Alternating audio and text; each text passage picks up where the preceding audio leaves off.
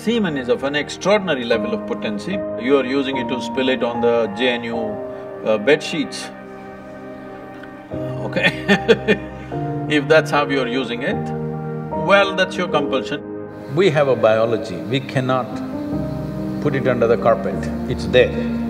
Body has its needs, as there is physical hunger, so there is sexuality, but to what extent is your choice. So in the yogic culture, this is called as Virya. It is one of the most potent things. Obviously, it has a potency if you know how to explore.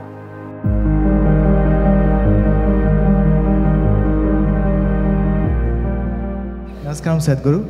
I want to know that when a student steps into college, all of a sudden he or she gets access to a huge amount of pornographic material which so far was off limits for him or her. And in the process, he or she enjoys that, and as we said, he or she experiences heaven on earth. But, and we even have nicknames for those people who overdo it. They masturbate. We overdo it sometimes. So how do we know how much of that is good or bad? And so can we have the truth about masturbation? Oh, looks like a popular question, eh?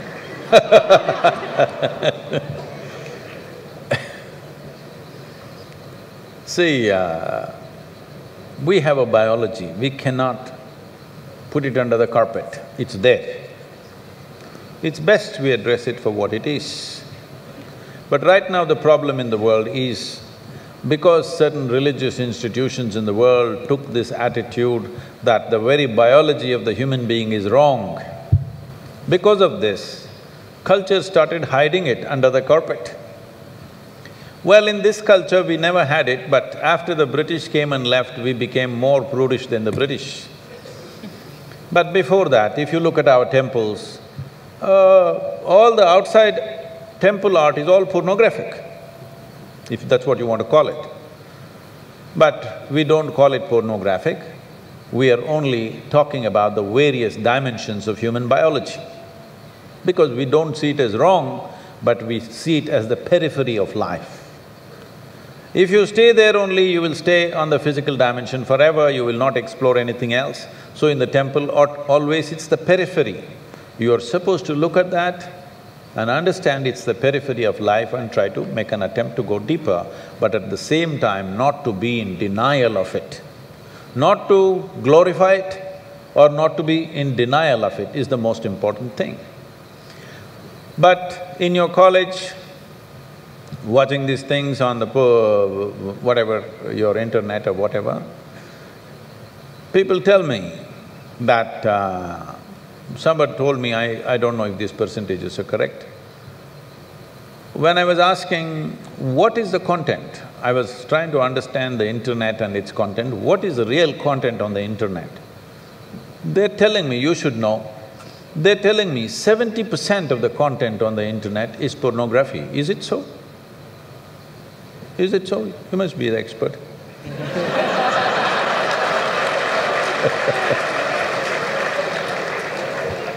Is somebody doing PhD on it?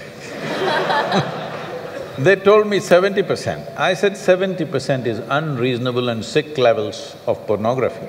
If it occupies a small percentage, it's okay. 70% of a technological platform which could do millions of things, unfortunately is pornographic. Just biology of life is very unfortunate because once you come as a human being, your biology is not the front end of your life.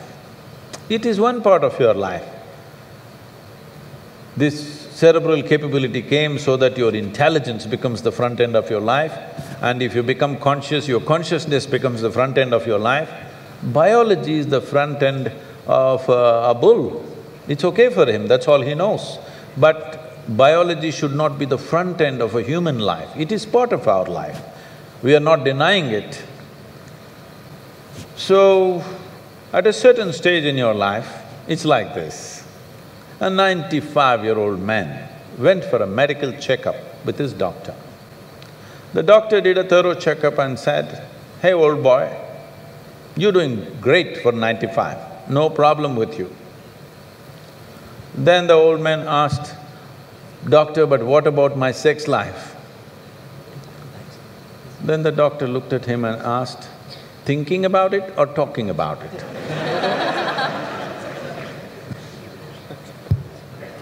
So at different stages of life, there are some times you only think about it and talk about it, there are some times you indulge in it.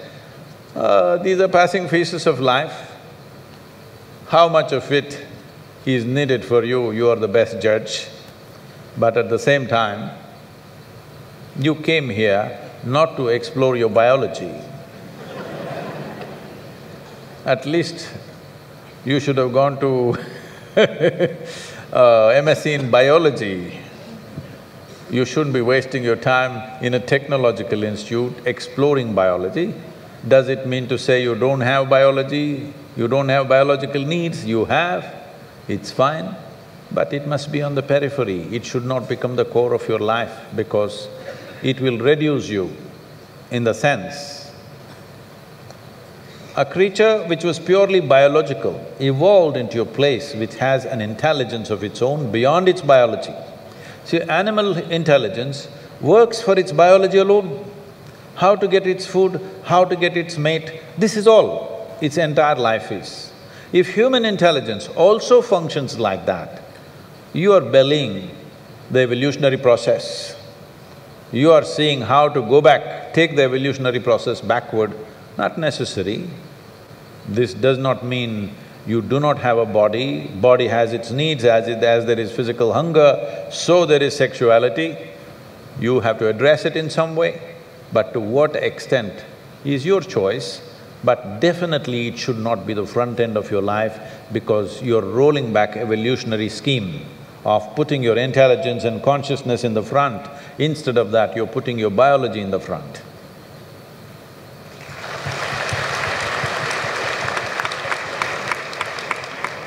How important is a man's semen for physical, mental and spiritual well-being?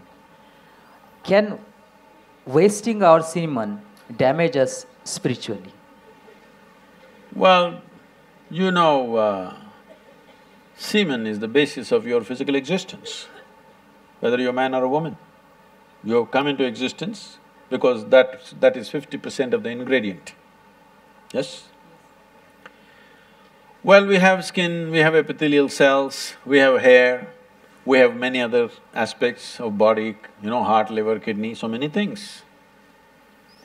All these cells are of a certain potency in their own way, but semen is of an extraordinary level of potency, it can create a whole new life. Well, today you can take an epithelial cell and do a lot of things in a laboratory and maybe we can clone you, all right? So the potential is here also, but it is not in the same dynamics as it is in a cell which you're referring to as semen. So in the yogic culture, this is called as Virya. Virya also refers to what you call as Vajra, which means stability, or diamond, which is the hardest thing. So in the human body, Virya is considered to be like Vajra. That means it is one of the most potent things if you know how to use it. Well, how to use it means you can use it to produce a child, that's one thing. Well, if you are… this question is coming because you are using it to spill it on the JNU bed sheets, okay? If that's how you're using it, well, that's your compulsion, you're doing whatever you're doing. This is not something to be judged morally. That's not the point, it's a question of what is the level of compulsion that one has. But anything in this body, can it be transformed into a different level of function? Absolutely. Not just semen, just everything in this body can be transformed. See,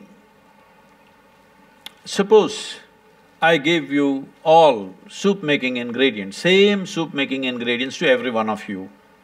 Do you believe all of you will produce the same soup? No. You will produce 500 varieties of soups, those same ingredients. That's all that's happened with us right now. All of us are fundamentally same ingredients, but see how different each one of us are.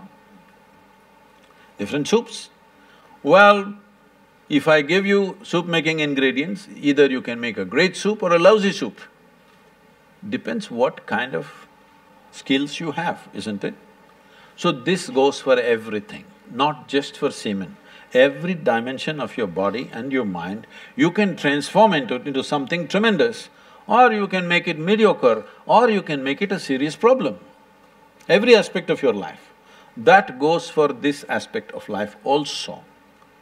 This same energy, see, people are making it literal translations, but if you want to produce a certain, let's say, epithelial cells, how much energy the body spends on it? And if you want to produce a cell which you call a semen, how much energy body spends is very different. This can be scientifically established.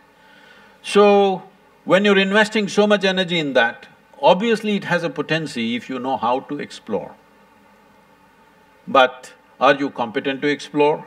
Are you capable of exploring? Do you have the necessary sadhana and guidance to do that? That's a big question mark.